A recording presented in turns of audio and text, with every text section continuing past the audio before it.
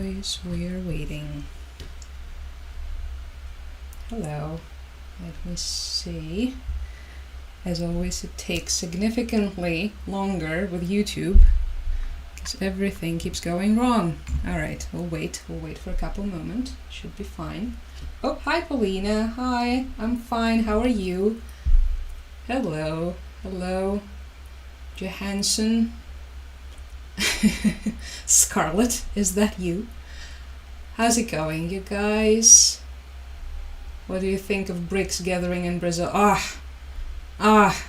Useless. Absolutely useless. I'm sorry. Pardon my language. I'm just bitter. And I'm just jealous of the most incredible alliance in existence. They keep doing this, right? They keep trying to create this illusion of an actual opposition to NATO, I guess. I'm not entirely sure who is the main opponent here. Oh, hi Alice and hi Karen on YouTube. Welcome, you guys. But yeah, it's all just a smokescreen. Hi Dylan. Hello Mercury. How's it going? Happy to see you too, Linda. Hi. Let me know. Hi, thank you. How are you guys? Nice quiet map, right? Yeah, it is very nice to see that. It's a nice change. I think people in the eastern regions definitely deserve it. We have had... Yeah, we're gonna get into all of the strikes. I mean, it's all relative because unfortunately it hasn't been all, 100% quiet. We still had some horrible things happening, but at least for now, if you're on YouTube and you're looking at the map of the air raid alerts with us right now, you're seeing that the situation is quieter. So that's good. Let's hope that it's gonna stay this way. Let's hope for the best. Hi Mihaela, how's it going? How is it going? Let's see. Okay, we're just gonna wait as always for for a couple more people to arrive. For those of you guys who want to go see the map, to go to YouTube. Hello. Good to see you. And then we will discuss everything. Thankfully, not too many horrible things happening, so that's good. Still some, but not, as many as there could have been. And also, one of my favorite cups, you guys. I know you like this one too. The one with the lily pad. The one and only. Okay, let me just pour myself a little bit of tea. And then we will be getting into the situation. Opla. Alright. Cheers everybody. Okay. Joined Ukrainian Telegram accounts with all the warnings. It's sad seeing them pop up, right? They just keep coming and they won't stop coming. This is one of the reasons why I had to mute all the ones that I have joined before, because it's just too much. It's too intense, because the first of all, there's all of the air raid alerts, all of the alarms going off all the time, so that's intense. Sometimes they just simply won't cease for hours, or sometimes they go on and off depending on the situation, and it's maddening. Amazon doesn't deliver here at all. We don't really have Amazon here in Ukraine as far as I'm concerned. So yeah. Is it good? Is it I mean, hard to say. We have our equivalents. We have the local alternatives to Amazon. What kind of plant is that? This is a lemon. Don Lemon the lemon. He is we have him now because the avocado tree, Kokonosuke the avocado, has sadly passed away. I don't know what happened, some sort of fungus, and and this is chamomile that I have harvested yesterday. So all right, let's see. All good, Loris, how are you? Hey. Nice to see you. So let's, first and foremost, let's take a little look at the official shellings and combined missile strike situation. So last time we've been live was 4th, right? It was 4th of July. So happy belated 4th of July to those of you who were celebrating. And on the 5th we had 322 drones. So thankfully no missiles. I guess, yeah, win is a win, as I like to say. Then the next day, so that was July 6th, we had 161, but that was a combined one, so there were missiles too, which tends to be much more devastating whenever that happens because, hi Sarah, thank you, because of how much more overwhelming this is for the air defense systems and how much harder it is to intercept. So that was yesterday, and today 105, but also it was a combined one. So better than what we have seen on the 4th. Remember, right, if we go back to howdy howdy to you. And remember how on the 4th we had 550, right? We had 550, and there were different types of missiles too. So that's one of the worst attacks we have ever had. So compared to that, the last 3 days have been relatively chill and quiet. But of course, all of the footage coming out of the regions that have been targeted is absolutely devastating. For instance, from Odessa, we've had this imagery. So this was an attack that happened during the night.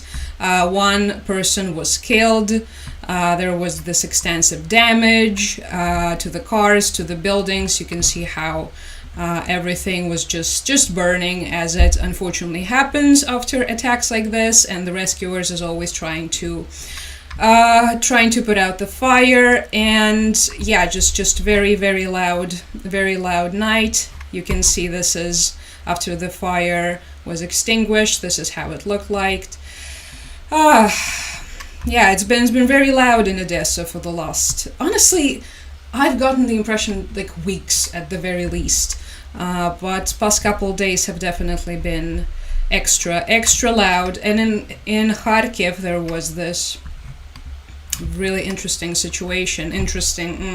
Not the good interesting, unfortunately. This video actually shows the new strategy that they have been implementing regarding the drones perfectly. So take a notice how it's falling from the sky, right? And then there is an explosion. This is to those of you who are on YouTube. We're also live on YouTube. This is where I'm showing stuff. This is not a new tactic. It's been implemented for... this is Terehov. No! Jump scare. This is the mayor of Kharkiv. No. No. This is the tactic that has been implemented for a very long time. So once again, if you look at what it's doing, at first you don't even notice that it's a drone, but then you most definitely do. So they take those drones up as high as they can, and then those drones just drop to the ground from this height, and this causes so much more damage. And yeah, this is something that they've been doing for the last couple months. So this is unfortunately, it has proven to be very effective. Yeah. So this is Kharkiv. Wait, is there anything else except Terehov again? Okay, so this is the residential building that was damaged. Kindergarten was damaged. More residential buildings. A store. So yeah, and of course, as always, the windows are shattered in the area. Okay, and it's Terehov again. No, go away. So yeah, but this is from Kharkiv, everybody. To those of you who do not remember where Kharkiv is, this is the region. We're now looking at the map of the air raid alerts. This is where Kharkiv region is. Just a bit more detailed look on Kharkiv. It's right here.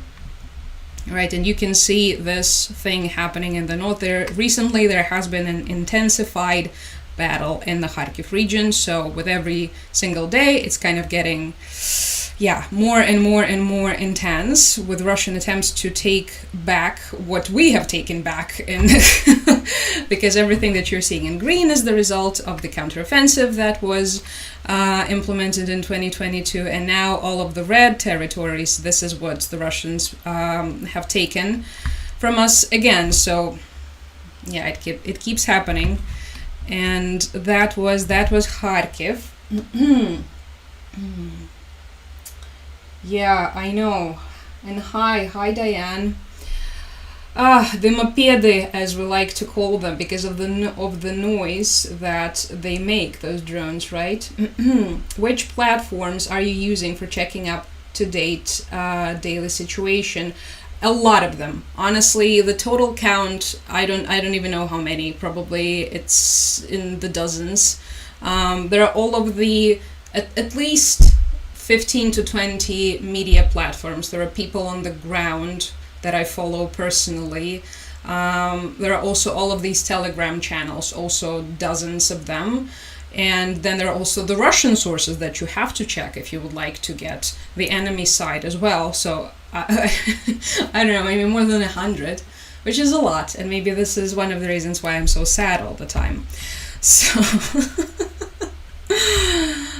we unfortunately have had some advancements in the last week. As always, the trend remains the same. The trend remains just as we talked last time, right? This is this gradual advancement, gradual pushing through all across the front line. You just see on the map, it looks like these little red arrows sort of gradually advancing. In reality, it means more villages occupied. There were several villages occupied, several advancements in the Pokrovsk vicinity, for instance. So yeah, the trend here remains unchanged. Nothing really, there's nothing to add.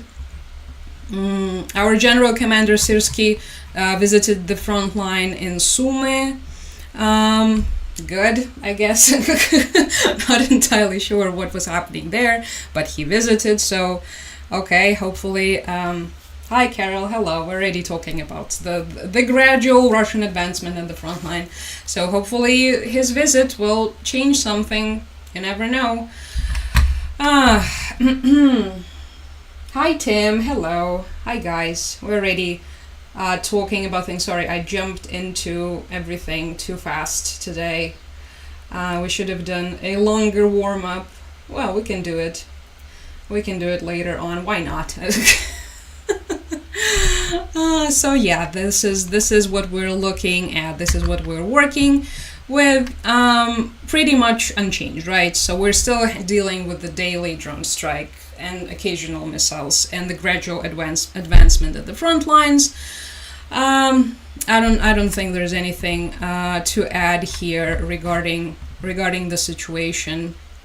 It's a bit boring, I know, but at the same time, kind of reassuring in the sense that at least there was no frontline collapse. Thank you, Alan. There was no massive advancement. There was no, nothing too devastating. It was all mildly devastating in the way that we're pretty desensitized to and used to already, I'm afraid. So, yeah, good to see you. So, let's also look. This is some of the consequences of the yesterday strike on Kyiv region. So this is the rescuers working on the scene. This is, I think this is another major one that everyone was, well, at least here it was on the news more prominently, because this is what happens whenever it's like Kyiv area. Even here there is a hierarchy, obviously, regarding the news. So, yeah. At the same time, we also had some of the strikes that went the other way. So we had the drones hitting some of the ammo factories in the Moscow region, which is alright. Okay, we'll take that. So, I guess. You can also hear the buzzing. Alright. There it is. There it's going, and it's dropping. So, wait, did it drop? Oh, yes, it did. And then there is an explosion. So, he's very angry. He called us a bunch of names. So, oh well. It keeps going. The drone exchange keeps going. Something interesting happened regarding where is he? The Russian minister who passed away. We're going to discuss him. The surprising passing of one of the Russian ministers. This was definitely interesting. Thank you, TJ, and hi, Maddie. Hello, guys. So yeah, regarding the drones and frontline, I think everything is pretty much the same, predictable. But so let's get into the spicier stuff. So all of the I think this is actually the first minister that just randomly dropped dead all of a sudden. So the guy that you're looking at right now, his name is Roman Starovoyt. And what happened is the official government chronological order of what happened, Russian government provided the chronological order of what happened is that he was fired by Putin from his job as a minister of transport, and then he was found in his Tesla car. Yes, Tesla, I know, very, very Russian patriotic. And yeah, they're claiming that he chose to end his life. So this is very interesting.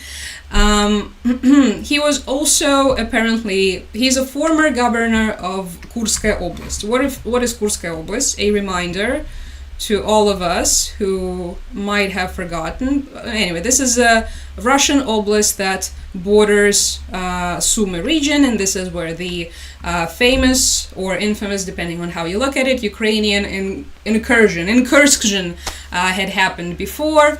And so he was, this Roman person, was a governor, and apparently there were some accusations that he would, had stolen the money that was meant to go for the fortifications of Kursk region, so that stuff like incursion wouldn't happen in the Kursk Oblast. And yeah, apparently there was even some legal threat to him. So clearly, Chef was not happy with his behavior.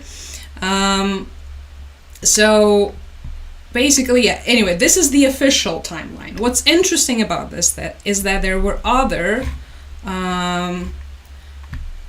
sources claiming, well, here they're quoting Forbes, all right, that he died before they have said he died. So, in fact, they're claiming that he died before he was even fired, which would be new. I think this would be one of the first cases in the world where you first get killed and then you get fired. So this is definitely unprecedented. And although these sources are kind of questionable, they're referencing these major Russian Telegram channels, but these two Telegram channels that are being quoted here are, it's rumored that they are affiliated with the FSB. So perhaps there could be some grain of truth here anyway. So that was interesting. First he is killed, then he is fired. All right. And what is happening? The question here is, why didn't he fall out of the window? Why? What? Because apparently this is something that has been, this is the trending way to go recently among the Russian elites. But yeah, it was the Tesla situation. Okay, there's even a video. Did we want a video? I hope they're not going to show anything graphic. This is just a police car and his Tesla in the background. Okay, this is it. Thank you, Kommersant. Groundbreaking piece of journalism, as always. You can see the Russian police standing there, so, alright.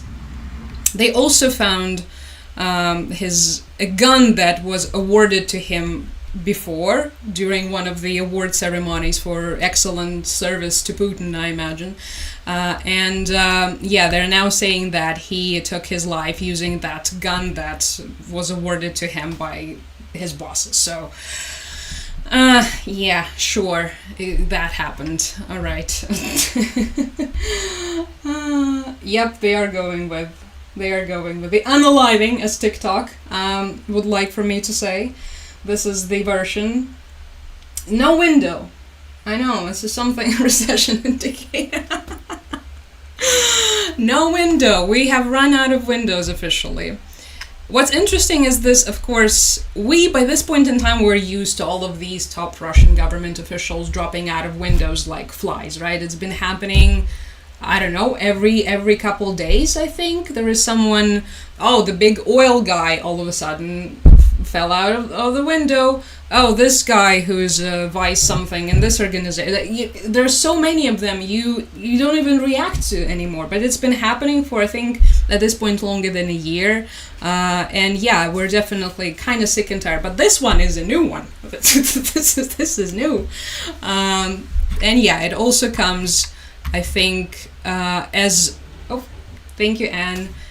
It comes soon after this interesting situation with the billionaire who was detained, a Russian billionaire Strukov, wonderful name, very poetic, who was detained in his own private jet when he was attempting to flee Russia.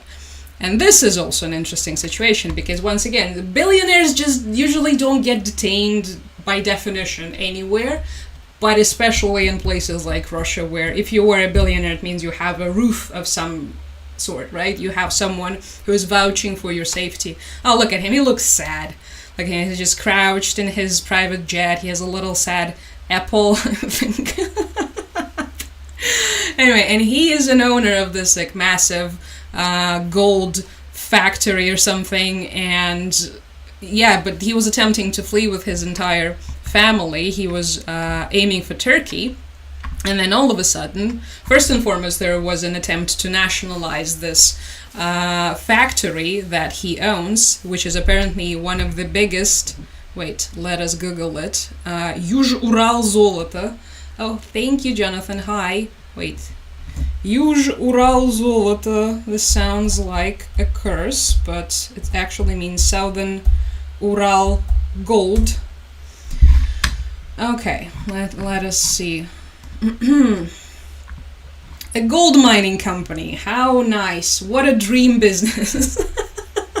Who wants a gold mining company, everybody? It comes with a little caveat. FSB can take it away at any given point in time. But yeah, this is a gold mining company located in the Chelyabinsk region, which is a meme in itself, of Russia, one of the largest gold mining companies in terms of production and reserves. So we're talking billions, right? We're talking billions on billions on billions. And this entire process of nationalizing stuff like this. So all of these companies, originally they used to be nationalized to begin with, because all of these companies were, thank you, they were under the Soviet Union. Most of them were created, built under the Soviet Union, and they were the state property because there was no private property in Soviet Union. Then in the 90s, all of these criminals, hi Mew, good to see you. Sorry, I'm ranting about the Russian criminals as always.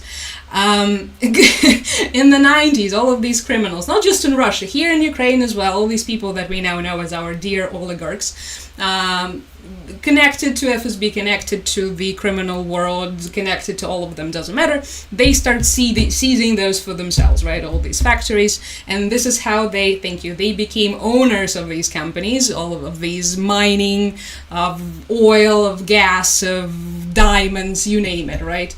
And apparently they believe that this is going to last forever because this is what all of them usually think. This is the criminal mentality, and especially rich criminal mentality. They think they're above law. They think they're so much better than all of us, and at the same time, look at him, right? But anyway, so and then recently, again, I think it was about a year ago, Putin does this speech about how, thank you, Kelly, hi. Putin does this speech about how basically it's time to give back to the government. It's time to give back to Mother Russia. You no longer will be able to enrich yourselves, you know, at the speed and pace that you used to be able to do that, because we now need you. We're fighting a genocidal war of conquest, and we need your support. And at first it was sort of quiet, but then it started snowballing. First, some people started falling out of windows. Some people started getting arrested. And I think this week has been extremely fruitful, because to see someone as big as this billionaire Strukov getting detained, and the Minister of Transportation found dead in his Tesla, just, what a way to go. Just, yeah, pathetic, extra pathetic. Anyway, this is an interesting escalation in what we had seen before. So, yeah, anyway, the gold mining thingy is gonna get nationalized, and 180 billion rubles that it makes per year. Wait, no, this is its capitalization is 180 billion rubles, and it makes 54 billion per year. What does it mean? I have no idea. What is the conversion? Рублей в долларах. Let's see what's the official conversion rate. Выберу ру. I don't. Okay. That's a lot of dollars. Wait, what is this? How many? Okay, is this also billions? Anyway, yeah, you can see it on the. It's a lot. It's a lot of money. Yeah, and this is what they're claiming officially. Usually it could be more. Right, wait, let me see. Oh, hi, Bat. We're already discussing all of the Russian gold mining and the oligarchs getting detained. Welcome. This is him. This is the guy we're discussing if you're on YouTube and looking at his beautiful, beautiful face. Just fascinating, inspiring. Does Putin have shares in it? I think it depends. It depends.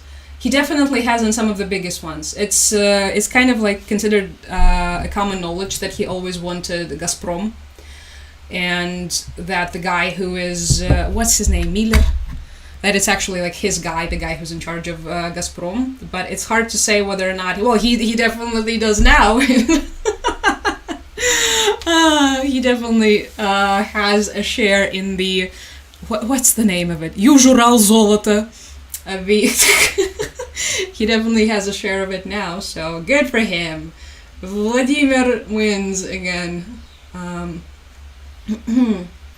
There was an article in our newspaper today in Finland, right, with topic why people fall out from windows in Russia. Yeah, this is how the change of the ownership of the great state capital happens. This is the redistribution of goods. Unfortunately, you guys need better windows. Yeah, we should. I don't know. Should we do something about it or not? Or not? Did again someone throw full out of window in Russia? Yeah, actually, I think 2 days ago there was someone else. Wait, let's just Google "выпал из окна" and see what we will get. Okay, so the last one that this is from Ukrainska Pravda, because of course our people are immediately on it. This is from 3 days ago on 4th of July. Congratulations, America. This was the vice president of Transneft, Trans Oil. Trans, not in the cool like way, but trans is in like transportation and oil. So just the vice president of a big oil company randomly falling out of the window 3 days ago. Yeah, Andrei Badalov was his name, and he fell out of the window on the 70-story house at Rublyovskoye Шоссе, which is like this parts of it, a very prestigious area. And yeah, he just randomly fell from the window. All right. So yeah, I think this was the most recent one, but also let's see. All of these news are like, another top manager has fallen out of the window in Moscow. In Moscow, vice president falls out of window. Quote, fell out of the window.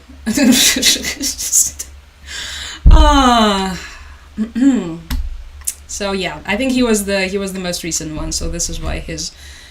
But obviously, I think the entire situation with the Yužural Zolot is much more promising in terms of what it could potentially mean. So there is now, and also another thing that falls under this, what we're seeing is all of these arrests of the Azerbaijani citizens in Russia too, because one of the major arrests that happened is apparently this like notorious thief, Вор в законе it's called, and it's like an entirely different, criminal culture.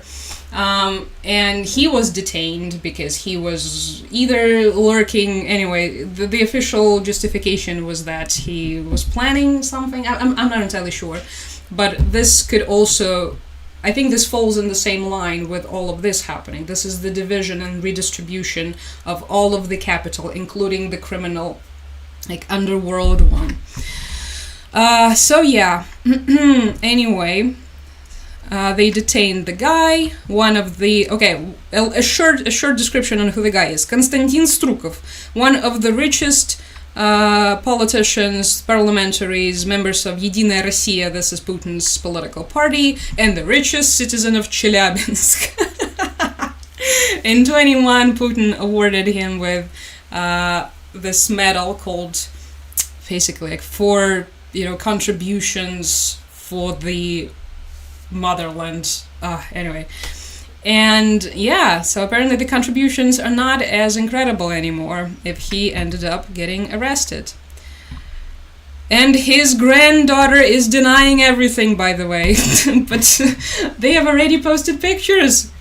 Granddaughter, son, look at this. So this is clearly meant to be as public as possible. Look at them looking all serious. This is meant to send the signal. Okay, we'll see what's gonna happen to him now. Let me see what you guys are saying. A lot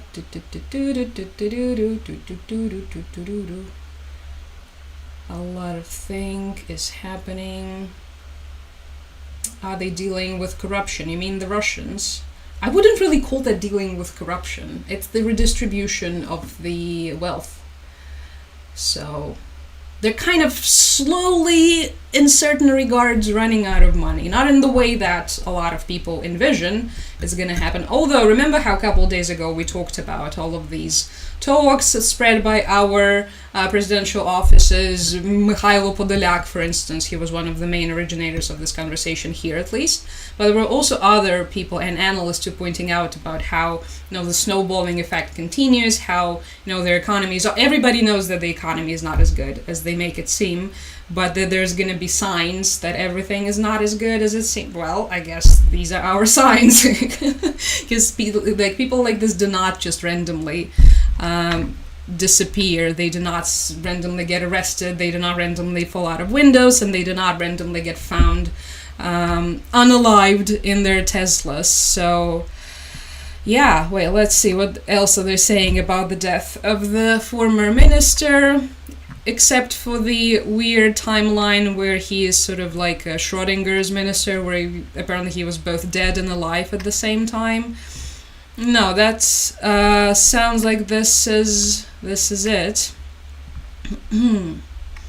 This could also be a punishment for him, because he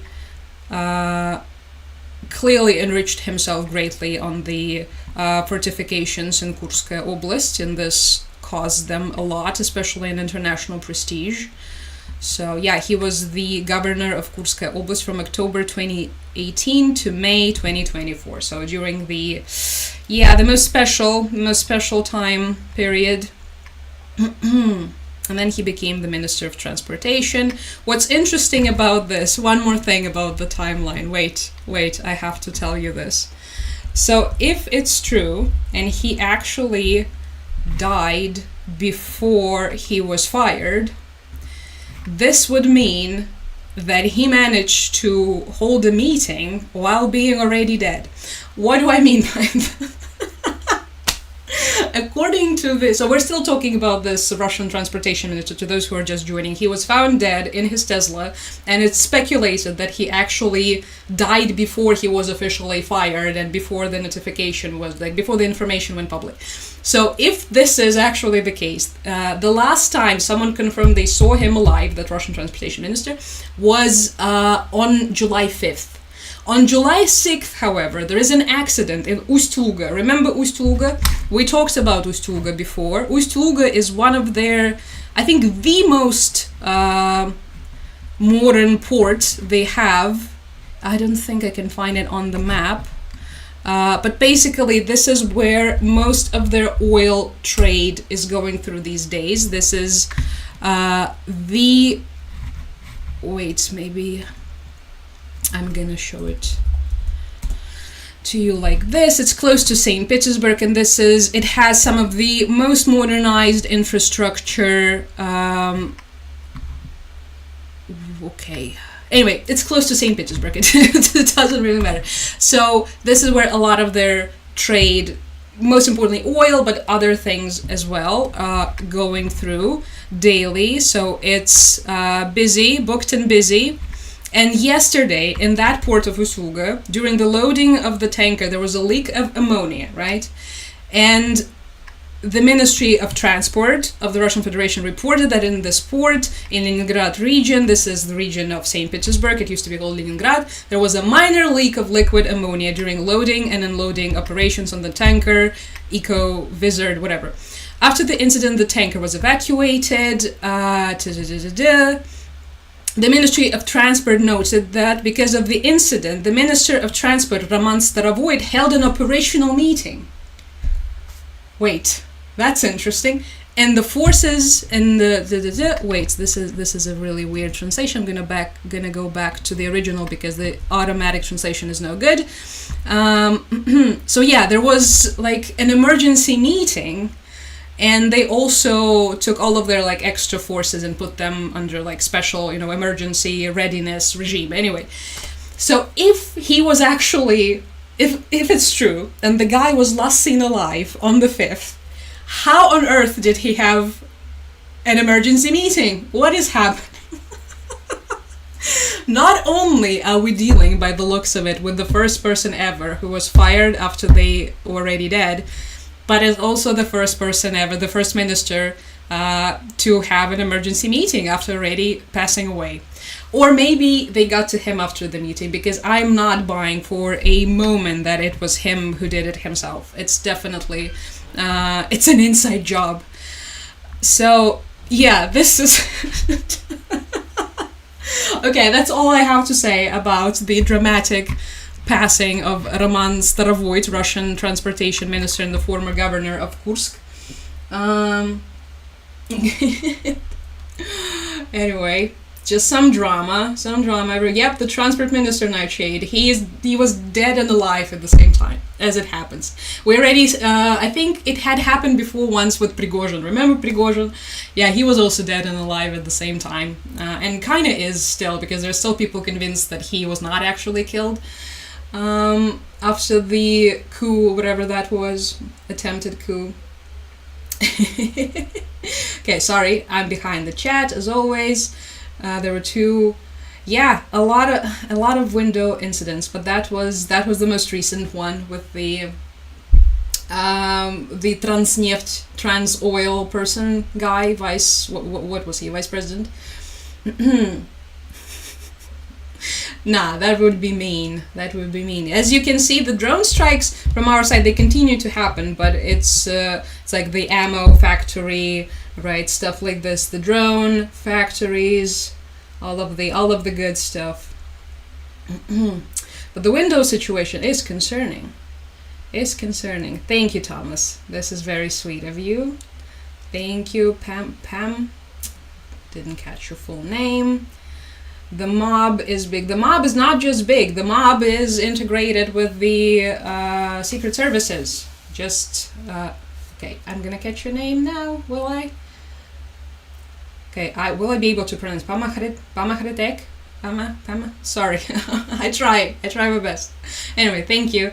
The mob, I think it's a symptom of some of the biggest issues plaguing many of the post-Soviet countries who failed to reform.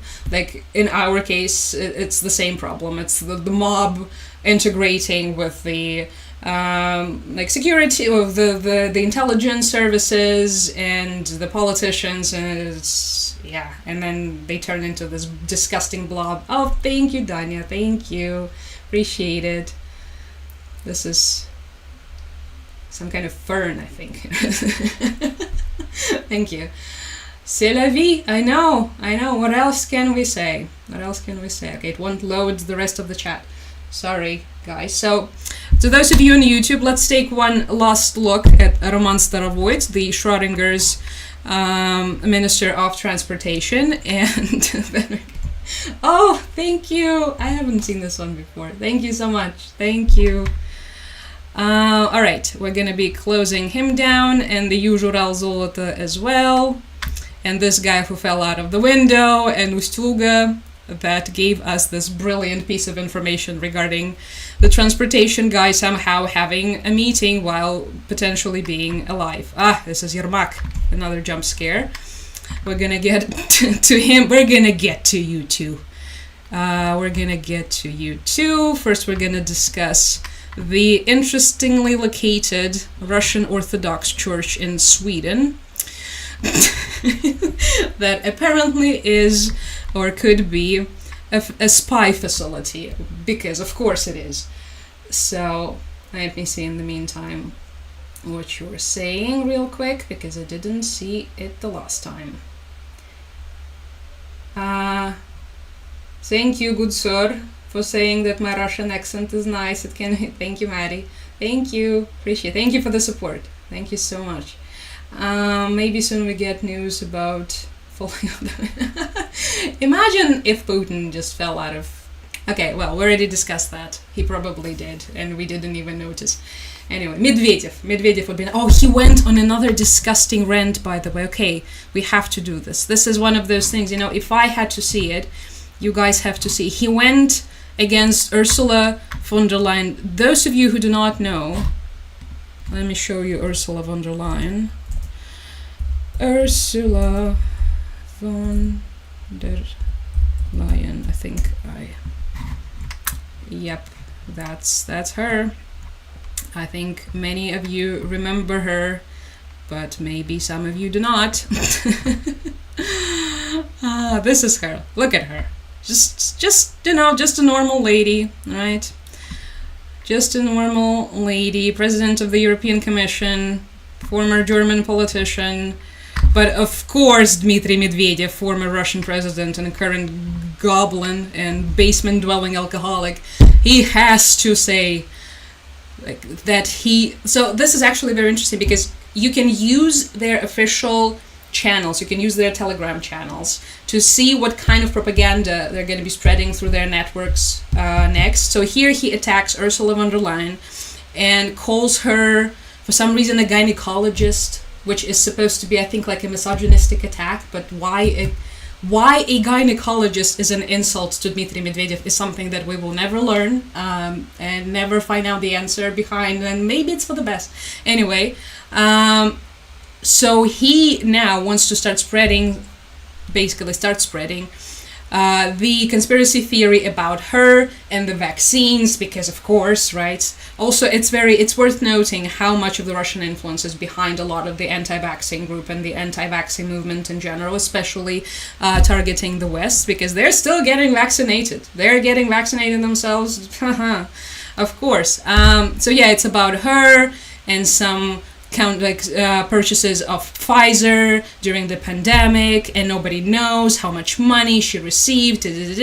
So yeah, mind my word, this is going to be the next propaganda line in the next couple of days. It probably already is. I was just ignoring their bots because it's not good for my mental health. Also, he does not look good. If anyone needs an extra vaccine, it's Dmitry here. He is leading some sort of commission about army stuff and the... nobody cares. But yeah, just while we were on the topic of basement-dwelling alcoholic goblins, everybody. Last time he spoke was about... Okay, no, last time... I wanted to say it was about Iran. No, it was about why Ukraine should never be the member of the European Union. Oh, you don't say, Dmitry, and I thought you were our number one fan. You were the number one fan of Ukraine as a member of the European Union. No, okay. Anyway, let's go back to the Orthodox Church. Maybe wait. Okay, this comment for that, it's currently winning. It's the comment of the day. Maybe you should close him down and leave him open at the same time regarding the transportation minister. Bravo, this was beautiful. Thank you. Thank you, Shell Stroyer. Alright, let's go back to the spy church. So what is happening? In Sweden, there is a Russian Orthodox church near the strategic airfield near Stockholm. And it's a new church, and it's slightly suspicious, because why would you build a new church next to a piece of strategic military infrastructure?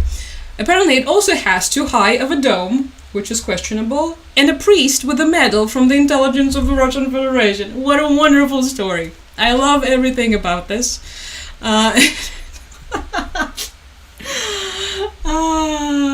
Wait, let me see real quick. Schrodinger's instant. I know, right?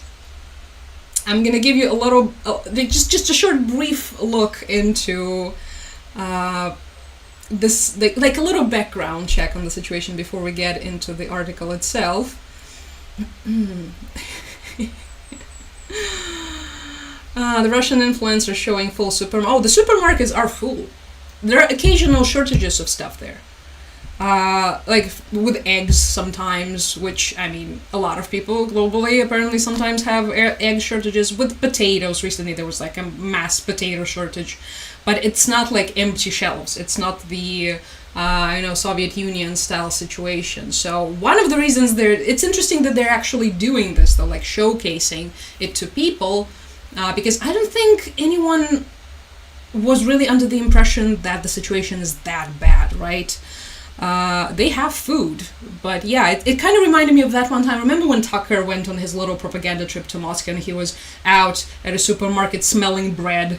The bread here is incredible. We don't have bread like this in America. Look how clean the subway, like all of this, the weird stuff, which was clearly, they told him to do this, right? Because obviously there were people who paid for that visit, so they told him what to say. Why the bread part? Why do you think that the West, like the American audiences, need to know that your bread is good? And okay, I guess, sure, whatever. Anyway, back to the church we go. So the current iteration of the Russian Orthodox Church takes after its biological father, Joseph Stalin,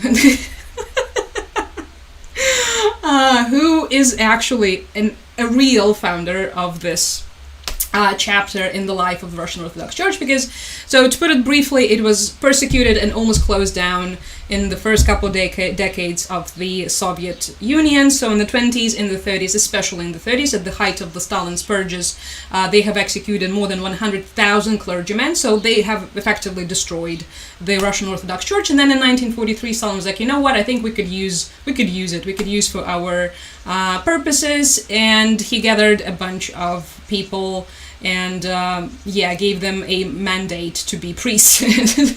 So yeah, it's a really, really interesting, beautiful story. Ever since then, the Russian Orthodox Church was pretty much used as a spy asset, and it was very interesting because when Yeltsin became president in the 90s, after the collapse of the Soviet Union, some of the secret archives that detailed how the priests of the Russian Orthodox Church were used in the KGB campaigns abroad, how they were used to recruit people, how they were used just in any capacity pretty much. It did so much damage to the reputation that it's actually, I think it's one of the reasons why then they later started denying that they ever opened those archives in the first place, and also Yeltsin was a Western agent and those archives were all fakes, you know. But anyway, the Russian Orthodox Church has something of a history, and it's one of the main reasons why all of the tensions with it arise in the first place, especially like here in Ukraine, in the country that's currently fighting off the Russian invasion, because what do you know, perhaps this FSB tool of influence could also be used as an FSB tool of influence in our rear. So yeah, apparently this is something that Sweden also has a potential to learn the hard way, because of course they are present, the Russian Orthodox Church is present in pretty much I think any country you can think of. And so yeah, France 24 has launched an investigation into the Church of the Russian Patriarchate Russian Orthodox Church, located in a very strategic and sensitive place for the state security of the Kingdom of Sweden. We're talking about the parish of Saint Kazan, Mother of God in Westeros. Dun, dun, dun, dun, dun, dun, dun. No, it's just a place west of Stockholm. This peculiar temple became of interest to the Swedish experts in security forces. Literally 300 meters from the church is the Stockholm-Westeros airfield. Dun, dun, dun, dun, dun, dun. One of the main ones in Sweden. Currently, it is a civilian object, but through it, many military equipment is passing for NATO exercises. How interesting is that? How interesting is that? In addition, the city of Westeros is located on the shores of Lake Mälaren, a strategic water corridor that connects the heart of Sweden with the Baltic Sea. What an interesting coincidence. What a perfect place for a Russian Orthodox Church. This is incredible. I love everything about it. Through Westeros also passes the key motorway of Sweden, E18, which connects the east and west of the country. The highway connects Stockholm with Norway and runs through a number of important facilities. So a lot of things are happening in the city of Westeros, right? And oops, we have a little church. Look at it. Oh, it's so cute. All of the lovers of the Russian soul are currently rejoicing, looking at this gorgeous, gorgeous building. The Swedish public is also concerned with the 22-meter dome of the church. Okay. Although the church construction project provided no more than 10 meters. I think this is the least one of your problems. Although, perhaps it has, I don't know, maybe it has something to do with the proximity of the airfield. Who knows? And actually the restriction was there in the first place because of the proximity of the airfield. Oh, I love everything about this story. Was the Ukrainian Orthodox Church also infiltrated? So this is why we now have two. This is why we now have the Moscow Patriarchate that is now restricted. Well, at least they attempt to restrict it, because this is literally a branch of the Russian FSB Patriarchate. And we also have the Orthodox Church of Ukraine, which is, I know where confusion can come in, but they are the ones who are no longer, who are no longer under the Russian control. They are now directly under Constantinople. So under the Universal Patriarchate, right? Because this is how Orthodoxy works. We, in the most confusing ways imaginable, but yeah. So we have two Orthodox churches. One is the FSB, the other one is not. That's the gist of it. Sorry, let me just see what the chat is saying. And then we'll get back to the church situation, because the spy church. Measles is highly on the right. I think in many places too. And I don't think it's an accident. Swedes are still learning. Everyone is still learning with us. We need a dragon or two. Dun, dun, dun, dun, dun. Yeah, we need all the dragons we can get, actually. All right. Oh, Tucker. He doesn't look happy anymore, though. That's good. I like it when he's sad. If Putin disappeared, who would be next in charge? One of his clones, which is probably what's happening already. Honestly, by this point in time, I'm like 70% convinced that it's not actually him.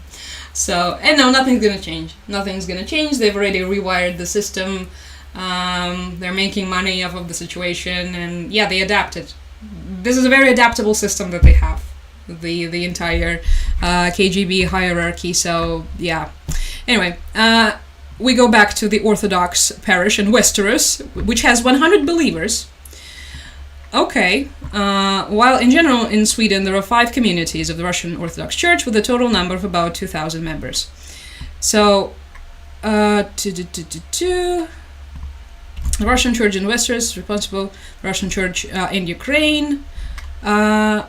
Wait, I have to go back to the original because the automated translation is not good. Okay, so the guy who's responsible for this church, he is actually Ukrainian. What do you know? Oleg Makarenko, who arrived from Russia, though. Wait, what?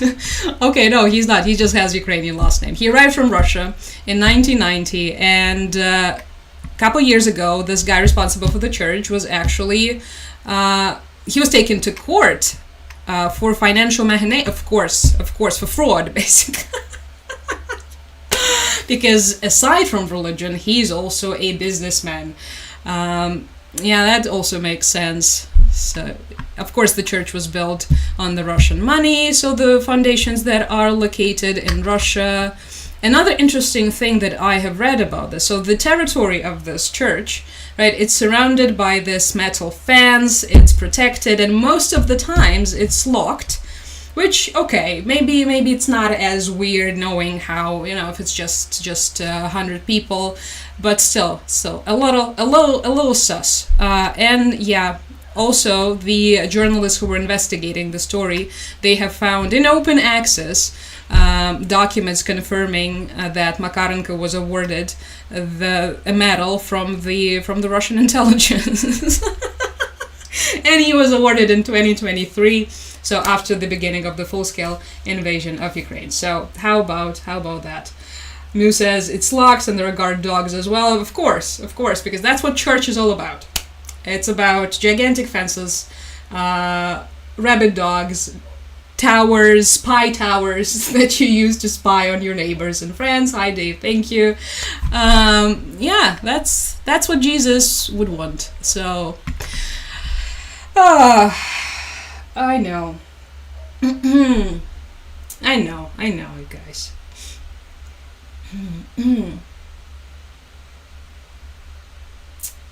Oops. Thank you, Daydream. Dun, dun, dun, dun, dun. Yeah, it's time for me to finally become a dragon, I think. It was a long time coming. Let us see what is the... Oh, we have no air raids at the moment. How nice is that? Can we please go on like this? With suspicious minds? Okay, please. Can we just keep it this way? Okay, I'm gonna keep this one open for a moment. Thank you everyone for liking the live. Apparently it does, it boosts it somehow. I'm not entirely sure.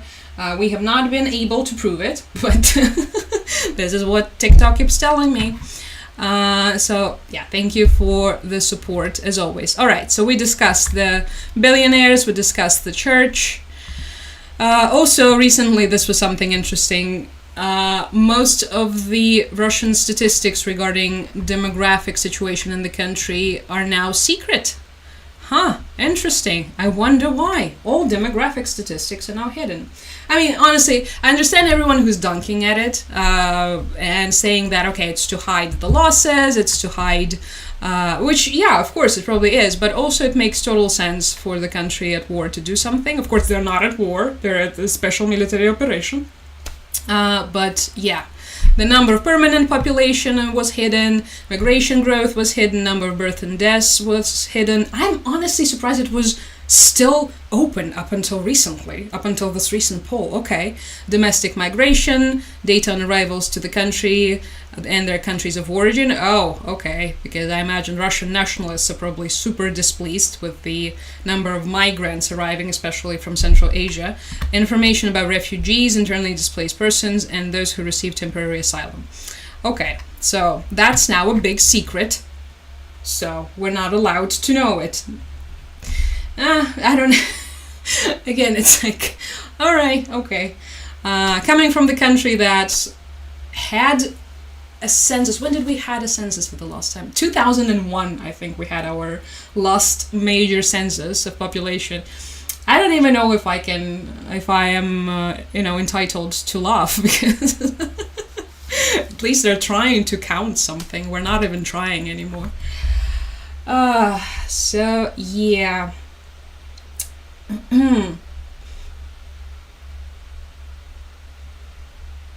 Okay, I think it's glitching slightly, so if I'm missing your messages, what it does from time to time, it just keeps stockpiling the messages. It keeps telling me at the bottom, like, okay, there is like 10, 15, like 30, whatever, and then it doesn't show me most of them, because TikTok is a wonderful app. So if you feel like you have something important to share with me, and I'm not seeing it, you can always come to YouTube, and I will. Because we currently have 27 people on YouTube, and it's a very lo-fi atmosphere out there. So please come by, look at the articles, ask questions, receive answers if you're lucky. This is a post that made me really, really sad. Someone from Donetsk posted this image that you're currently seeing on the screen right now, and the comment that they wrote to this image says, "This is the day that all of the citizens of Donetsk remember. It was on that day 11 years ago I understood that this is it." And the image shows the Russian soldiers, a column of the Russian soldiers marching on the streets of Donetsk. Yeah, remember the soldiers that weren't actually there, as the Russian propaganda likes to claim? Yeah, 11 years ago. 11 years ago. And also the author of the post says that they were going towards the university dormitory where they were placed in. So they were they were all located in those dormitories because Yeah, because of course. So yeah, just a little sad piece of history. And then we actually have good news. We're going to talk about that as well. The bird who attacked the drone lives. We haven't talked about the bird attacking the drone, but he did. And he's alive, and you're currently looking at him. And his little wing all taped up because he had a surgery, you guys. Okay, we're going to talk about the bird in a sec. No glitch, okay, all good. About the Russian movements in Sumy. The official line on our end is that it's under control. Syrsky went there to, I don't know, lift the spirits up, I guess, or something. And that was the last situation. I don't think they have updated the map at all. Let's see. Hi, Nick, thank you. Let me see if they have. I really doubt it. No updates in the last week, which totally makes sense when the situation is getting much more complicated. Usually they stop updating this map. An interesting piece of information about the map. So they used to be slightly more independent. They used to be, I think, fully independent. Then they had this beef with our commandment, and with Syrsky in particular. And Syrsky was like, I'm gonna send all of you to the front lines, to the guys behind the project. Then they had the meeting, and then the map started to get updated, I think, in agreement with our commandment, and no one is threatening them anymore. So, yeah, I know, a weird aftertaste the story would leave in one's mouth, unsurprisingly, but yeah, so no updates here, and I think the news of Syrsky arriving in Sumy was the last update on the situation. The infrastructure attacks, constant. We have pretty much nothing changed since the last time we talked. We talked about how the drones can now reach it. Wait, where was the Syrsky? Where did he go? Was it on Sensor? Wait, let me see. I think it's another media outlet that I saw that. It's Trump. Jump scare. He says that he helps Ukraine very much. Okay, I cannot find this news, but anyway, yeah, it was. I think it was from today, and it was basically just that he's visiting Sumy, and that was it. That was the last thing we've heard. Wait, what is Trump saying? Okay, I hope you guys are ready. We're about to listen to Trump. Brace yourselves. He is saying, what is he saying?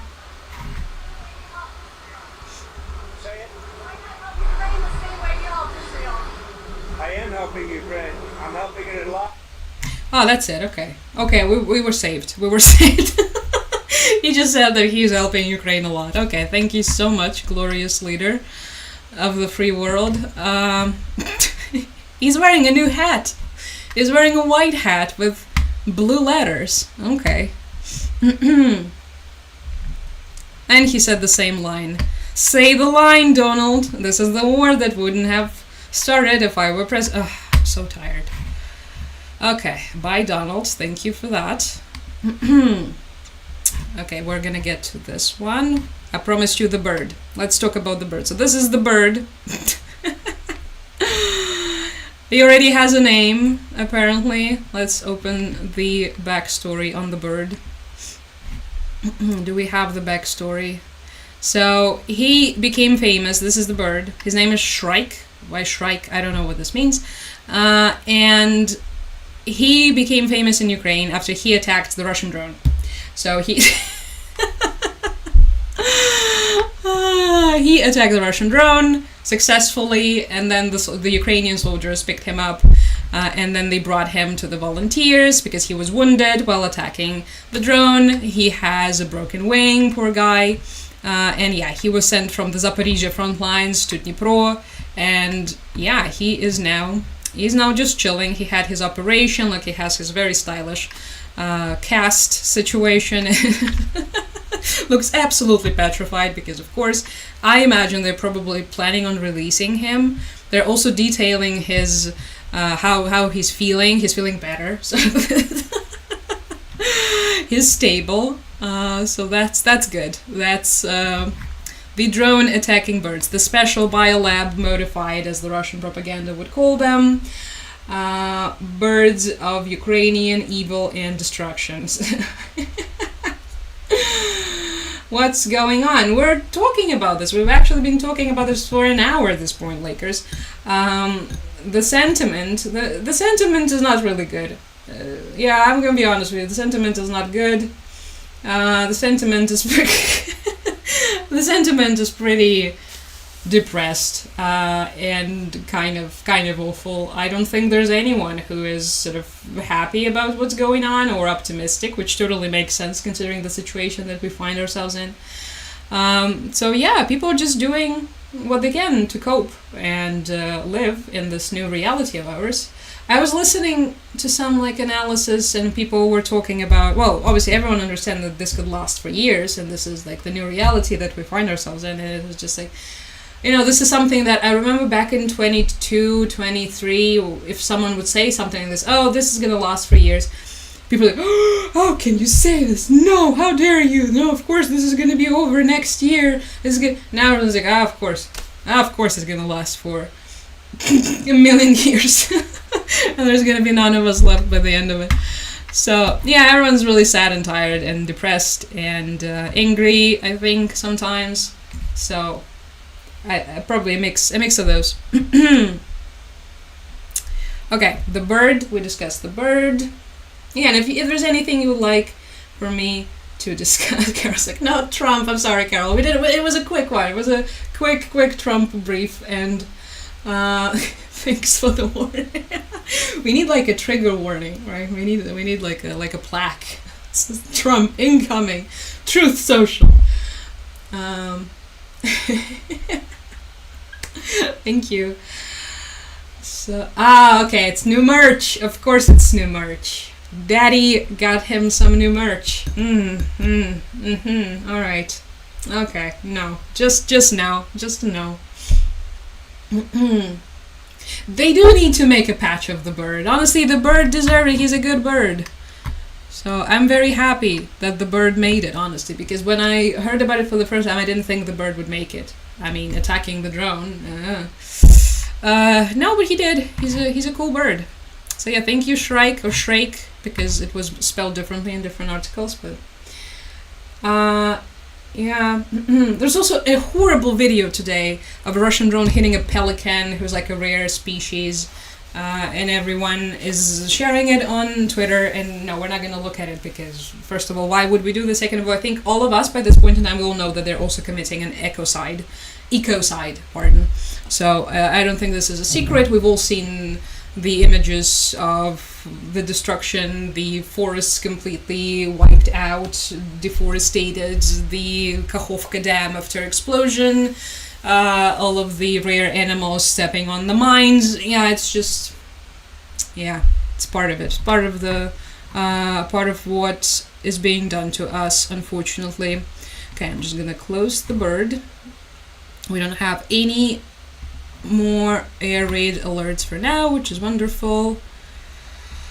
All right. Good to see you too, Finland guy. Why are Ukrainians angry with Russians? I know, no surprises here.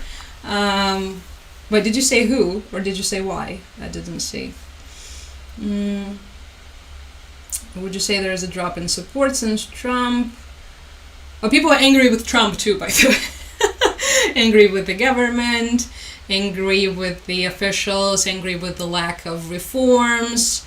So yeah, just the situation overall, I would say. I think it's easier to say what the people are not angry with at this point in time. Instead of dragons, we got birds. Who needs dragons when we have birds? Burbs. How millennial we. Good birdie. I know. Props to him. We need more birds like wait, is that? Go birds, go.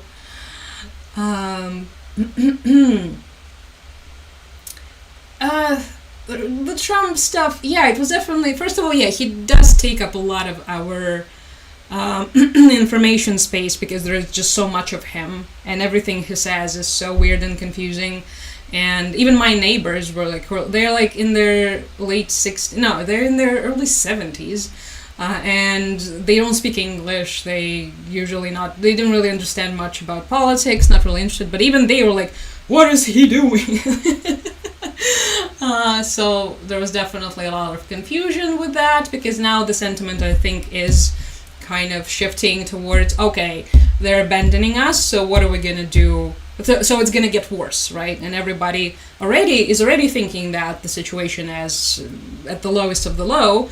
So the question arises, oh my god, what's gonna happen if it gets even worse? And all of the scenarios are just so just not good. Not good to have a horrifying war in your country, apparently. Sucks for your mental health, so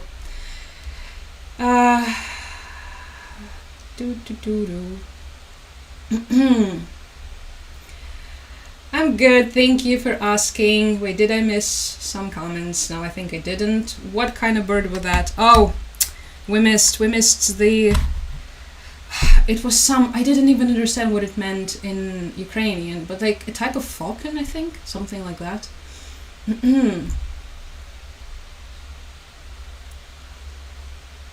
Like, wait, let's go back. I have it bookmarked. Boreviter. I wish I knew what on earth Boreviter even is. Kestrel. That's not a good word. What is a kestrel? Kestrel. No one knows what that is. Bird. Okay, yeah, it is a bird. We have established that. Kestrels are most easily distinguished by their typical hunting behavior. Okay, good for you, Kestrel. But yeah, this is the bird. This is him. That's a very pretty bird, by the way. Boreviter. Boreviter. Thank you. Which, it's a very poetic name in Ukrainian too. It's basically meaning like fighting against the wind, which is apparently what they do. Fight, fight, fight. Kestrel son. So that's pretty cool. Okay, we all learned new words today. I learned a new Ukrainian word. A shrike is another type of bird known for impaling its prey, so that's fun. Okay. Okay, so this is why they named him that. Thank you. Thank you for that. I learned so much today. Carolyn says it's a raptor. Okay. The opinions have... we now have different opinions. It's alright. I'm just gonna call him Boreviter because I like it. I like the Ukrainian version. So, alright. We also had some political stuff to discuss, which we will in a second. With Kellogg. Keith Kellogg comes to Europe for Ukraine Recovery Conference. Are we excited about that? Not really. It's just interesting to say this is Kyiv Post, and they're quite, I think, openly affiliated with, I think it was with Yermak actually, so the head of the presidential office. So there's always this interesting spin on the stories that they run. It was just peculiar to see how they would spin that. So immediately you have the Pentagon's absolute mess created trying to end aid to Ukraine unilaterally means there's real pressure on the US to bring something meaningful to the table. That's a not biased analysis at all. So yeah, he will be, apparently Keith Kellogg, he is Trump's envoy on Ukraine, and he's planning to travel to Rome this week. Good for you, Keith Kellogg. I also want to go to Rome. Although it is extremely hot right now in Rome, so not the best time to go, but it's still Rome. So this week to meet Ukrainian President Zelensky, of course he's also going to be there, to attend the Ukraine Recovery Conference 2025, a high-stakes event dedicated to the reconstruction of Ukraine during and after Russia's war. That's... okay, I immediately have so many questions. What do you mean reconstruction during the war? What are we... why? Alright, okay. Italian Prime Minister Meloni will host the conference on July 10th and 11th, which Kellogg plans to attend as part of the US delegation. Okay, well, we'll definitely get some new signals from the Trump administration, I guess. Or we will not, because apparently Keith Kellogg was among the people who didn't know that the aid shipments were getting halted. So Maybe he will say one thing and then Trump will say something else entirely. Who knows? But yeah, we'll wait for that. We'll wait for what's gonna. The conference doesn't really sound high stakes at all. So, but yeah, it was just interesting to see how they immediately. The change in narrative is pretty amusing. All right, part of Magyar's birds. Yeah, they need to recruit him immediately. They need to recruit the bird, not Keith Kellig. Just a clarification. Okay, you have them in Texas. Oh, that's pretty cool. Also, I'm very sorry for what happened in Texas. I was reading about this, just devastating. Absolutely devastating, you guys from Texas. So I've been thinking about you today with this horror. Oh,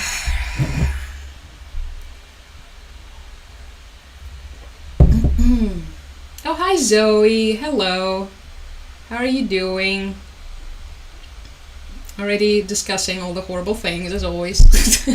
And some nice things too. We discussed the birds. So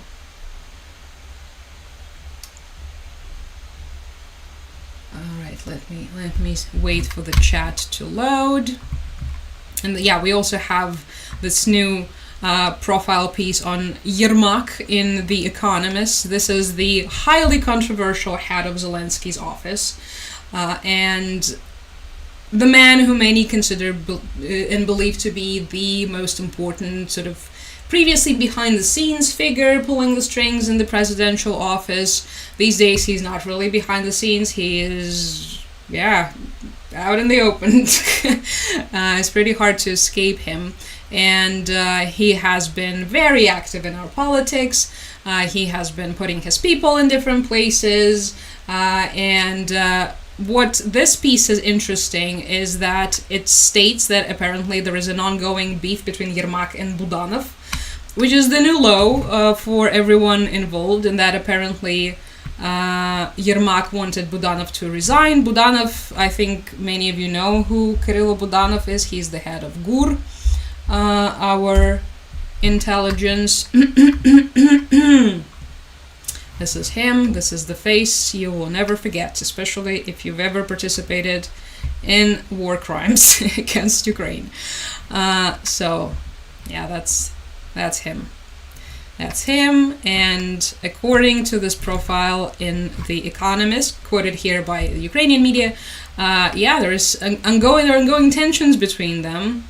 And so the profile says that last month the head of the office of the president of Ukraine, Yermak, allegedly made another attempt to remove the head of another attempt, so it's not the first time it's happening, of the main intelligence directorate, Kirill Budanov, from the post of the head of the main intelligence directorate.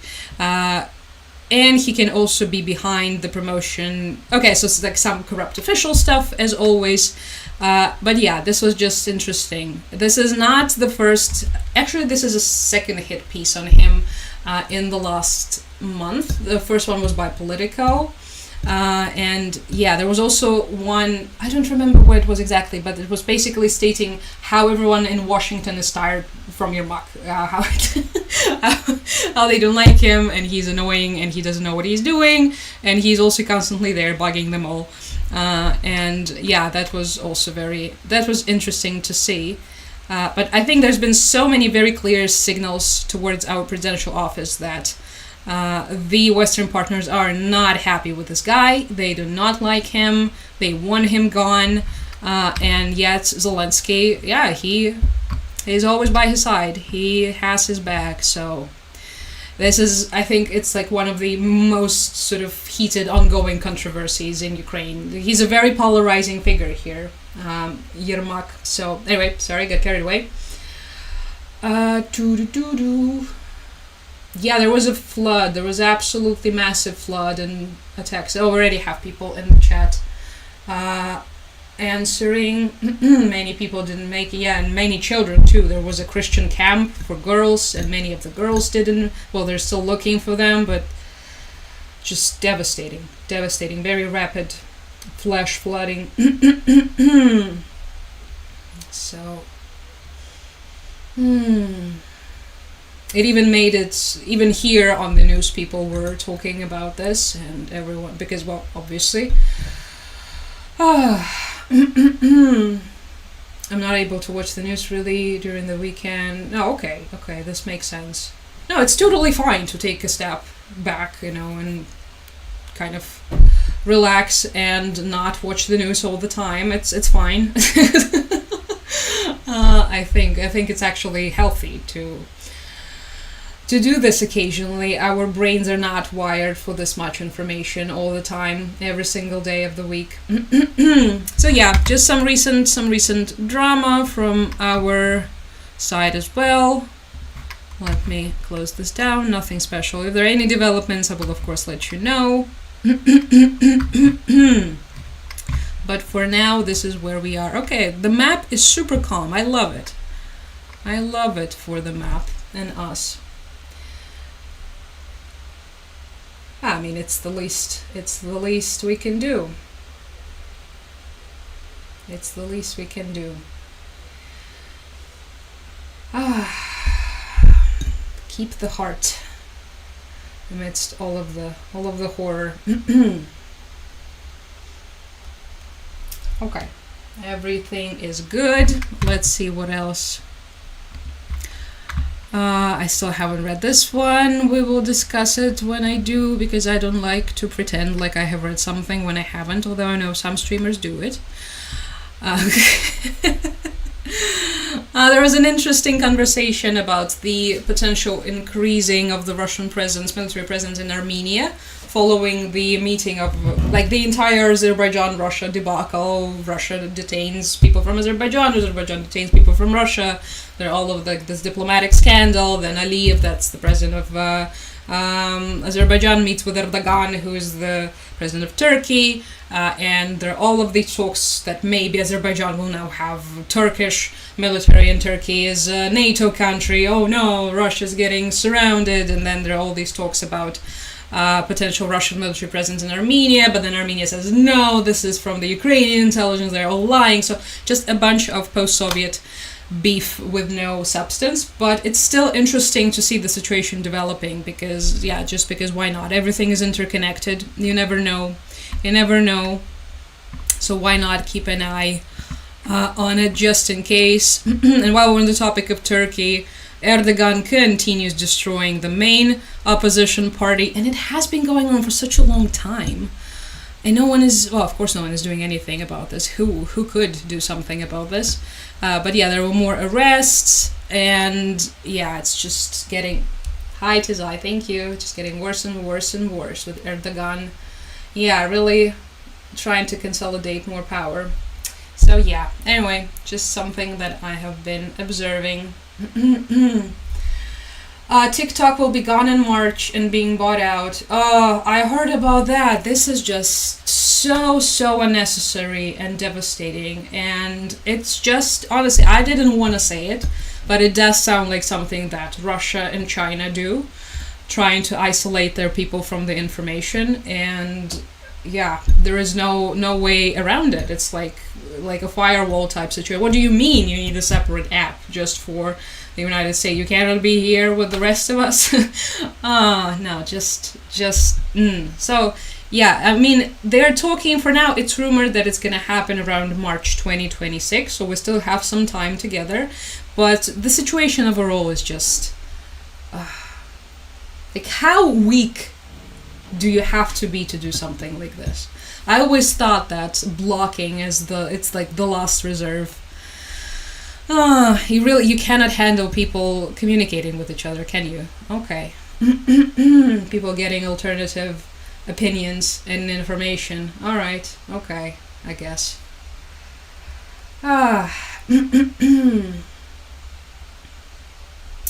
Any news in Georgia? I think recently it's been all the same. I don't think there's been any major update regarding them. They're still on the same very unfortunate trajectory back into the Russian arms. Which makes sense considering that the ruling party... Well, the biggest problem with Georgia, if you mean Georgia as in the country of Georgia, right? Not the state of Georgia. A former classmate of mine from grad school actually he's Georgian, he summarized it perfectly. We were discussing like the oligarchs and all of the problems in our countries, in Georgia and in Ukraine. This was before the full-scale invasion. This was when I was still doing my degree, and he said basically like, you guys in Ukraine, so we in Ukraine, we have a lot of oligarchs. You have a lot of oligarchs competing with each other, right? There are all of these competing interests, and it creates some sort of wiggle room for, possible change. While they're like fighting each other, all this infighting is happening, which there was very actively and still is despite the war. There is still possibility for change and some sort of movement to be organized, to slip through the cracks. In Georgia, there's one guy. They don't have many oligarchs. They have one guy, his name is Ivanishvili, and obviously he's like this with the Kremlin, he's their guy, and this is it. Let me... Bidzina Ivanishvili. That's him. What a stunning man. And because you have this one guy at the very top with consolidated power, and the political party that is currently, it's the Georgian Dream that is their ruling party, it's his party. So yeah, that's it. That's it. Unfortunately, it just started to regress. All of the progress that was made in the past is just gradually getting undone. Also, interestingly enough, I think his sons were like pretty big on TikTok. There are these two albino guys, and they had these pretty big TikTok accounts. I remember stumbling upon them and being like, wait, is this Georgia's biggest oligarch's son dancing on my TikTok For You page? Thank you. Yep, it was him. So if you ever see a guy like this on your For You page on TikTok or on any other social media, yeah, that's the richest family in Georgia. So yeah, apparently there's gonna be an American version of it, which is gonna be, okay, that's neither here nor there. Still, if the attempt is to isolate the American users from the rest of the world, it's still American servers aren't right. They aren't even accessible. So it's just so weird to see this. It's literally like a government facilitated sale. Okay, well, whatever works for them, I guess. But it's still. We will have a way to find each other, I'm sure. You can always follow me on other platforms as well. On YouTube, where we are live right now, looking at the pictures of very unpleasant looking rich people. But yeah, just the situation overall sucks. I think they will be protesting for as long as they can.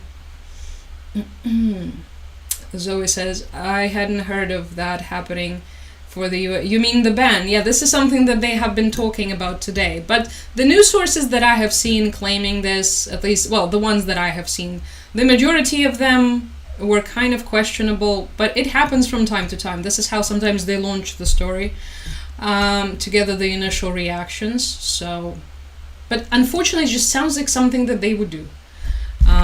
It's just, let's see, is there anyone else?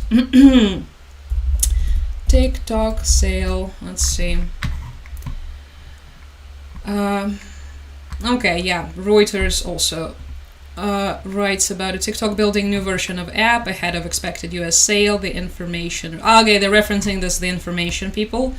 Alright, so 50-50. And we've already, remember, right, we have already seen so many developments on the story, and so much of it was retracted almost immediately, so I'll see. But yeah, this is what they're saying, that they're building a new version of the app. It's going to be only for the United States, apparently. And how does the sale come into that? It's also a very big question mark, but yeah. And this article says that TikTok has developed a plan to launch the new app, which is going to be called M or something, I think. Something with an M. the new app to US app stores on September 5, according to that report. We'll see. We'll see.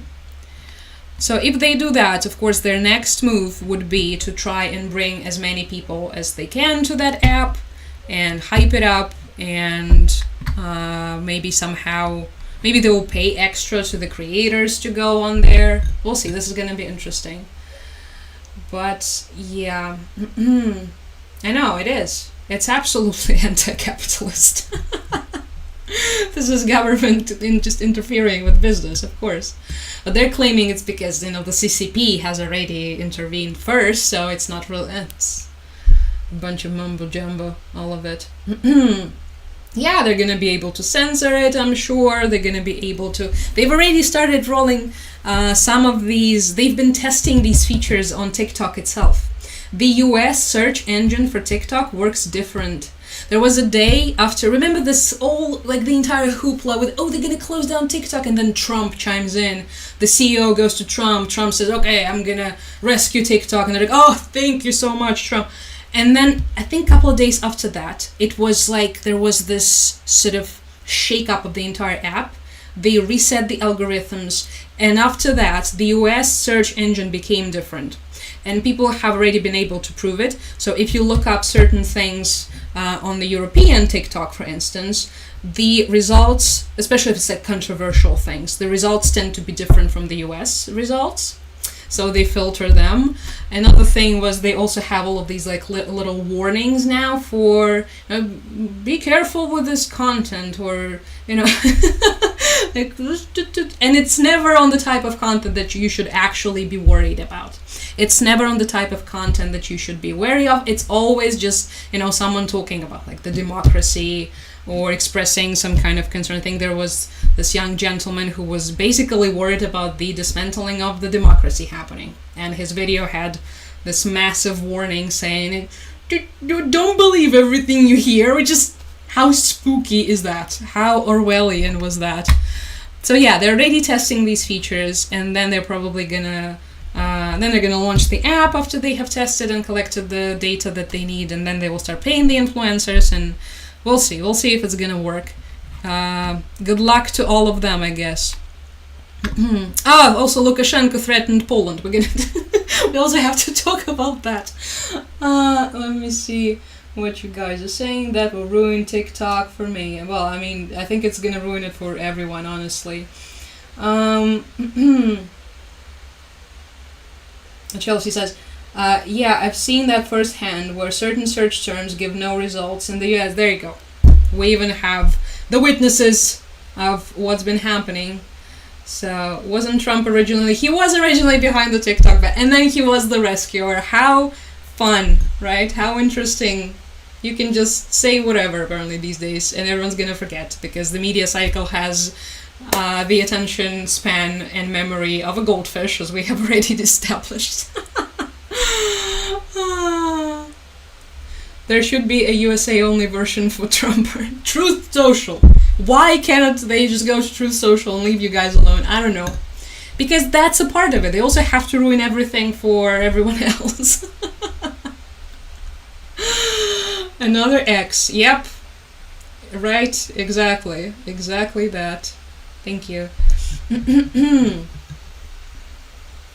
This is the confusing part, right? They're both selling, but also creating the version for the, but also selling, but also creating their own version. So which one is it? Because both simultaneously don't really make a lot of sense, right? A lot of muddying of the waters. A lot of just M. If it's gonna be called M, just sue them all. Just sue them all, because what is this? What is this humiliation ritual?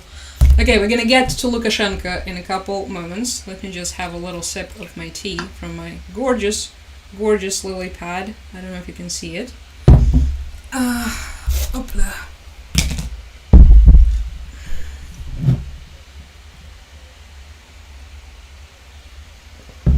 Okay.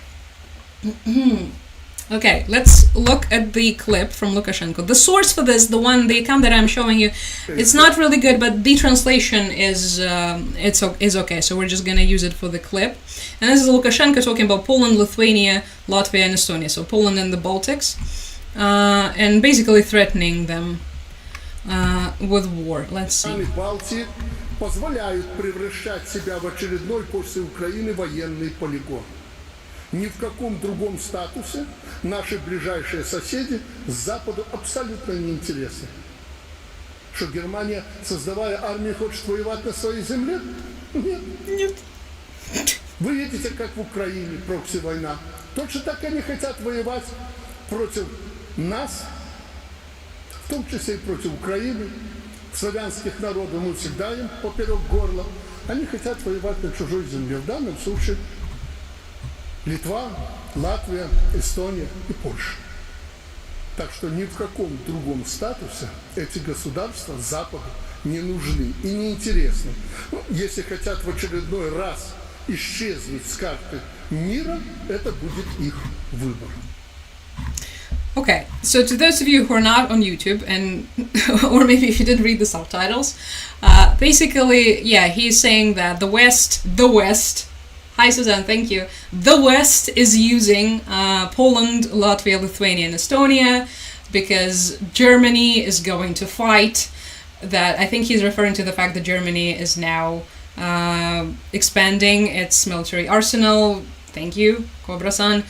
Because of, I wonder what happened that could potentially lead to something like this. Germany, the country that, but what? The country that didn't even want to send military help to Ukraine, the country that wanted to send us helmets, is now changing their BMW factories to tank factories.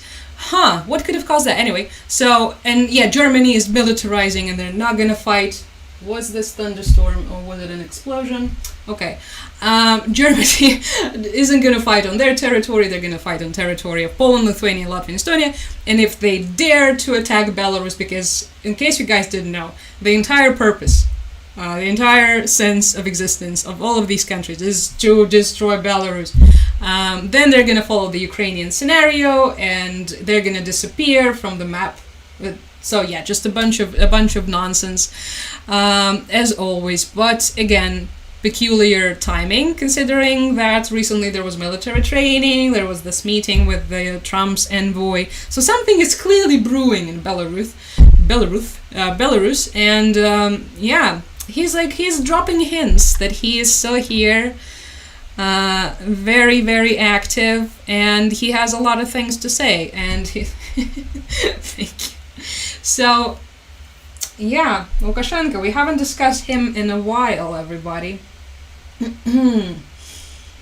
It's just interesting to see regarding the timing, all of the conversations about these upcoming military drills that could potentially be close to the Baltics. Mark Rutte, the NATO chief, just talked about something that we talked about, by the way, too, and I've mentioned before, basically that there's a possibility that there could be asynchronization in the possible Chinese attack on Taiwan and the Russian attack somewhere into the European Union. It could be a hybrid attack, it could be creating of some sort of conclave or attempt to create something, some chaos, because this would be a perfect opportunity for them. And immediately we have this thing with a statement, because of course. So yeah, a lot of things unraveling at once. All the best from Romania. Thank you so much. All the best to Romania as well. I hope you guys will be fine in all of this. Belarusians have been quiet for a while, or else Western media is telling us nothing. So we've discussed this briefly. I don't know if you've been here during the previous lives, but after the Keith Kellogg meeting with Lukashenko, there has been a very big release of the political prisoners from the Belarusian prisons. Oh, okay, it was thunderstorm, you guys. It wasn't an explosion. Yay. It's good, because it's raining now outside. So some things started moving. The military training that were happening in Belarus in June went relatively without consequences, because we were worried there would be some provocations towards us, because we're here very close to Belarus. So But yeah, it was relatively fine. Okay, sorry, I'm just trying to fix the light because I look very spooky. Okay, is it better? No, still spooky. Anyway, so yeah, he's here. You can very much feel his presence because he's very close. Where is he? He's right here. Look at it. There it is. There it is.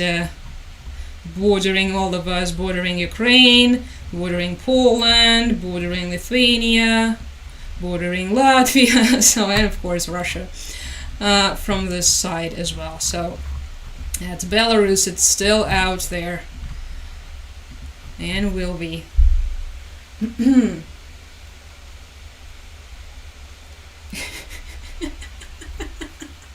Was my face very telling, really? I hate these people so much. Yeah, the immoral West, I know. I know. The YouTube channel is linked in my bio. It's the same name. We're also live on YouTube, by the way. You can just click on the link in my... I think it's actually linked twice. The live itself is linked on the link tree, and then there is the YouTube channel also separately. So, thank you for subscribing. Really appreciate it. And we can also stay in touch if something happens with TikToks. For the millionth time in a row. Alright, okay. I think we're gonna do maybe like 15 more minutes. I have the map open. Has anything horrible happened while we were live? Let me just check all the main things real quick. Okay,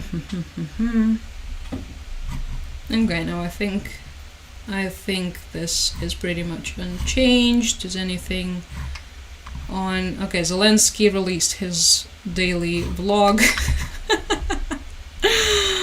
He releases them like perfect timing. Every time I'm live, he does one of these. Okay, the front line. Okay, cool. Talking to whom? The military commandment. Thinking about what to do. Working to do something about the drones. Okay, good. Wonderful. Thank you so much for that. Oh, there you go, you guys. We started out with the Dmitry Medvedev, former Russian president, and his ranting about von der Leyen and vaccines and everything, and immediately we have this possible voting against her in the I think in the Euro Commission she means, or in the Euro Parliament, and she believes that behind it are Putin apologists and anti-vaxxers. Of course, right? We just talked about this.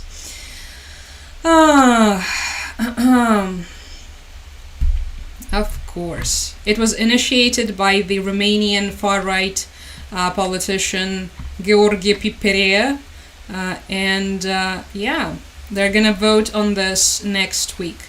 Oh, they definitely hate her. Not only the Russians hate her, understandably, because they hate pretty much anyone who... She's sort of unapologetically for the interests of the European Union and for the European unity, and this is the worst thing for them, imagine it. Just the worst thing for the Russians, or pretty much any enemy of Europe.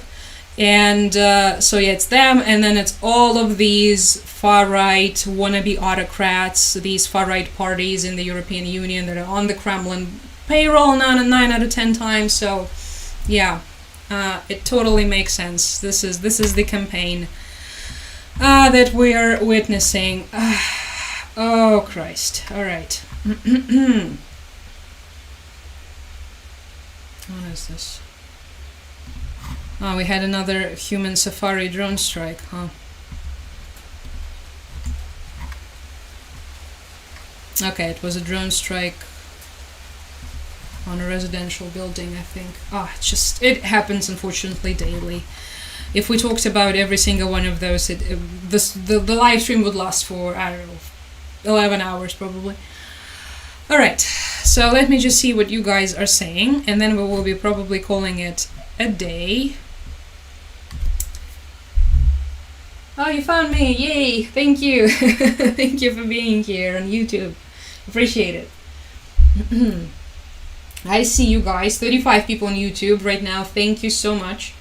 Next stream is gonna be put to good use because we will be doing finally the Crimean deep dive as I promised. Thank you everybody, I see you all. We will be doing that, so I hope you're ready. I'm thinking it should be, I keep polishing because I'm preparing a presentation. This is something that the Patreon voted on as the topic of their choice for the deep dive, so yeah, hopefully it will be interesting. We're gonna do it on Wednesday, so the 9th. Okay, let's just talk for a little more. Yeah, YouTube channel is the same as here. Everything is linked in bio too. Thank you for following, appreciate it. So, yeah, the far right, of course. Of course it's the far right. It's always the far right. It's either the far left or the far right, because the horseshoe theory is correct. But in jokes aside, in this particular case, yeah, of course it's the far right, because it's their side that has been instigating all of these anti-EU movements, the EU skepticism movement.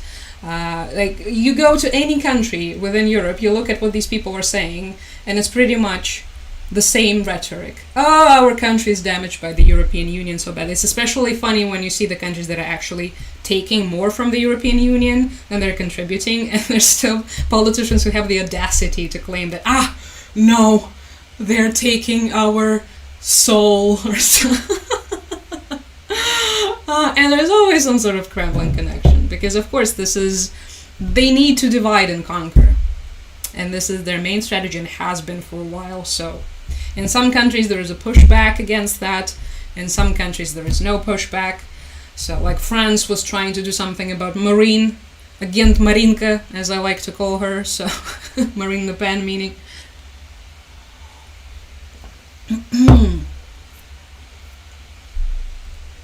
So yeah, but pretty much I think every single EU country has their iteration of that. You guys, those of you who are from the European Union, you know it much better than I do. Of course, I'm also keeping an eye out on the situation because it's important, and because I care very much about the future of the European Union.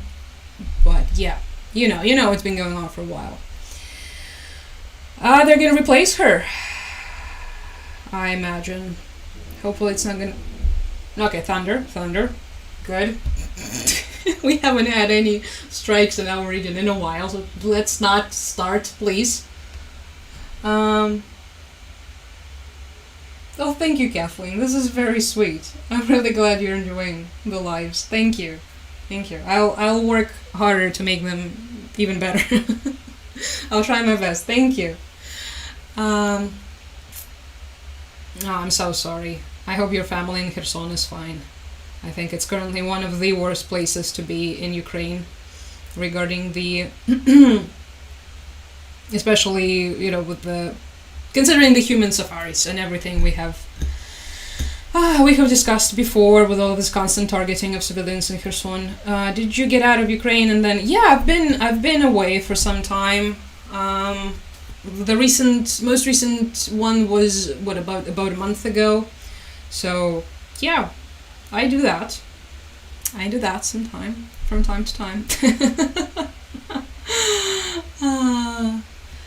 I have a bachelor's in Japanese history and master's in...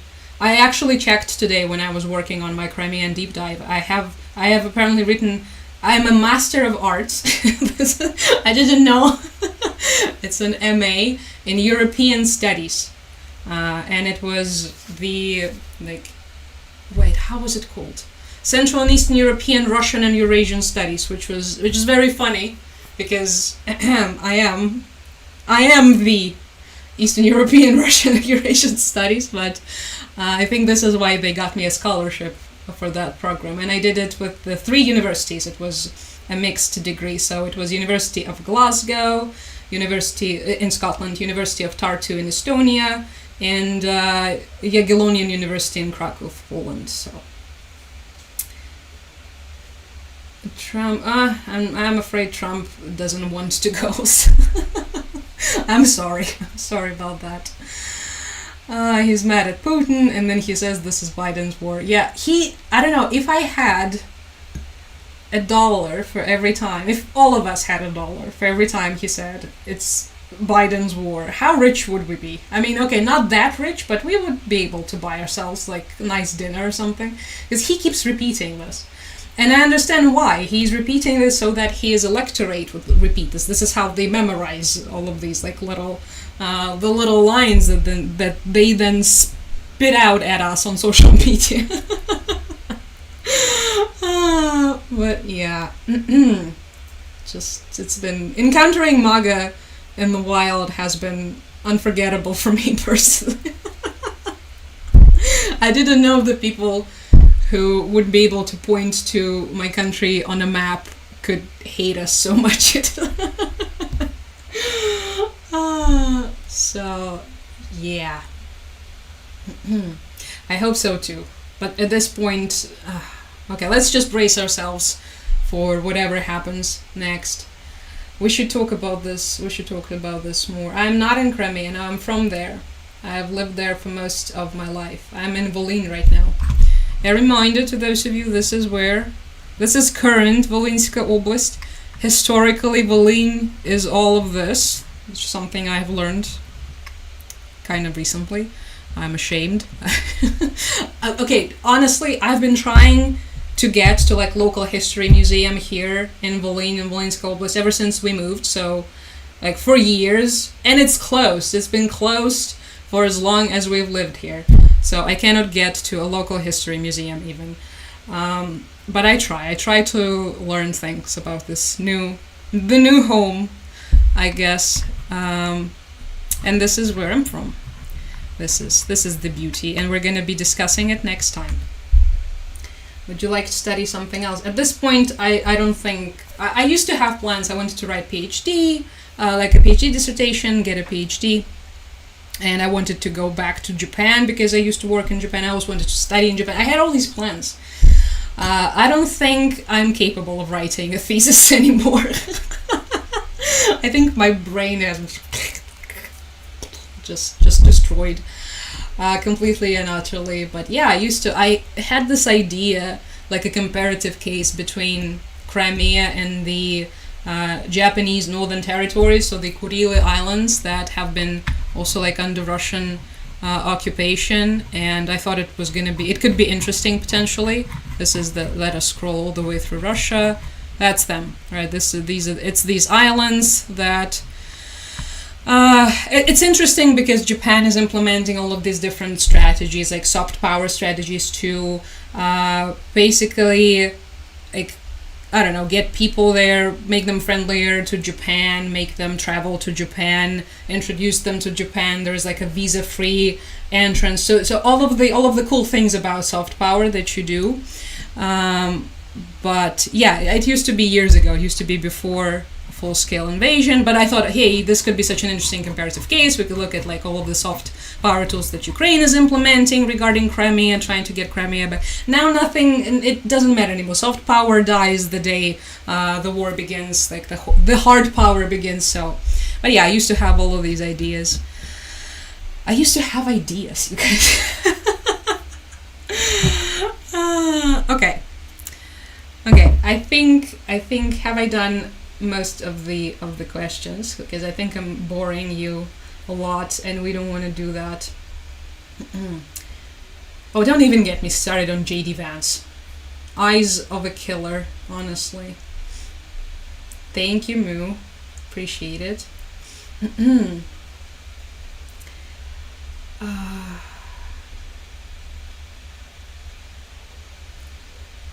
Am I a doctor? Doctor of the human hearts? No, I'm not. I'm not a doctor. Bye-bye, Nightshade. Yeah, we will be wrapping up in a couple moments. Yeah, we workers in Japan are miserable. I was a worker in Japan and I was miserable. The work culture is insanely toxic, so... Alright, you guys, let's just wrap it up. Thank you so much. I appreciate you all. Yeah, of course, 25%. Okay, 25% terrorists is perhaps not as bad, but still, ick. Okay, we will discuss all of this during the next live stream. Thank you everybody so much for watching. I appreciate all of you. Next one, I'm planning on having it, as I told you, on the 9th. But yeah, please go follow me on Instagram, because I do the notifications before the stream. Like yesterday, I was supposed to do one and then I didn't do a stream, so I posted about this on Instagram. So you can follow me on there and on YouTube and anywhere you like. Thank you. I'll see you next time. Thank you so much for the support. Mwah. Bye-bye. Take care. Take care, everybody. I'll see you next time. All right. Okay, good. We did the farewell to TikTok. Now it's farewell to YouTube time. Let me see. Chelsea says, I went to the same military journalist school as J.D. Vance and I feel dirty. Yeah, his presence can ruin experiences, right? I have... I've seen people being sad about being a Catholic converts because he ruined that for them. And yeah, there were people from Appalachia, but he isn't even from Appalachia, right? He's just been capitalizing off of it for his career. So yeah, some people just have this energy about them, but don't let him into your head, because otherwise he's just gonna stay there. All right, everybody, thank you so much for watching.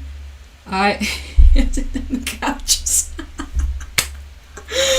Oh no. Okay, thank you, Chelsea, for making me laugh. Thank you, Carolyn, for the sweet message. See you all on Wednesday. Take care, stay safe, stay sane, as always. Mwah. Bye-bye. I'll see you soon. Okay, let me just I always forget. Okay.